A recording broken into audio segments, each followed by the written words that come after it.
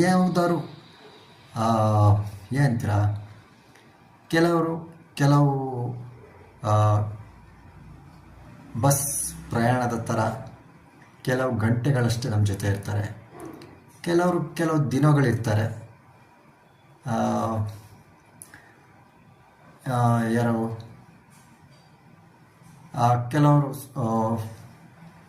ಸ್ಕೂಲಲ್ಲಿ ಓದ್ಬೇಕಾದ್ರೆ school friends, ಸ್ಕೂಲಲ್ಲಿ ಇರೋ ತನಕ ಸ್ಕೂಲ್ ಫ್ರೆಂಡ್, ಆಮೇಲೆ ಕಾಲೇಜಿಗೆ ಹೋದ್ಮೇಲೆ ಸ್ಕೂಲ್ ಫ್ರೆಂಡ್ಸ್ ಸಂಪರ್ಕ ಕಡಿಮೆ ಆಗತ್ತೆ. ಅದು ಅವರು ಏನಷ್ಟು, ಅವ್ರಿಗೂ ಬೇರೆ ಸ್ನೇಹಿತರುಗಳು ಸಿಕ್ಕಿರ್ತಾರೆ, ನಮಗೂ ಬೇರೆ ಸ್ನೇಹಿತರುಗಳು ಸಿಕ್ಕಿರ್ತಾರೆ. ಯಾವಾಗಲಾರು ವರ್ಷಕ್ಕೆ 1 ಸಲನೋ 2 ಸಲನೋ ಸಿಕ್ಕಿದ್ರೆ ಸಿಗ್ತೀವಿ, ಇಲ್ಲ ಅಂದರೆ ಇಲ್ಲ.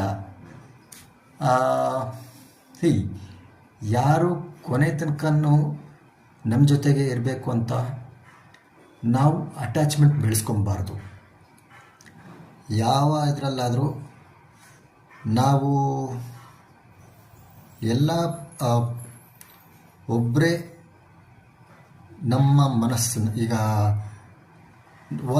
ನನ್ನ ಮನಸ್ಸನ್ನು ನಾನು ಹತೋಟಿಯಲ್ಲಿ ಇಟ್ಕೊಳ್ಳೋಕ್ಕೆ ಎಷ್ಟು ಜನದ ಸಹಾಯ ಬೇಕು? ನನ್ನ ಮನಸ್ಸನ್ನು ಹತೋಟಿಯಲ್ಲಿ ಇಟ್ಕೊಳ್ಳೋಕ್ಕೆ ಬೇರೆ ಯಾರ್ದು ಸಹಾಯ ಬೇಕಾಗಿಲ್ಲ. ನಾನು ಒಂದಷ್ಟು ಸರಿಯಾಗಿ ಯೋಚನೆ ಮಾಡೋದನ್ನು, ಸರಿಯಾಗಿ ಮಾತಾಡೋದನ್ನು ಅಭ್ಯಾಸ ಮಾಡ್ಕೊಬೇಕು. ಮಾತು ಬಲ್ಲವನಿಗೆ ಜಗಳವಿಲ್ಲ, ಊಟ ಬಲ್ಲವನಿಗೆ ರೋಗ ಇಲ್ಲ ಅಂತಾರಲ್ಲ, ಆ ಥರ ಏನಾಗುತ್ತೋ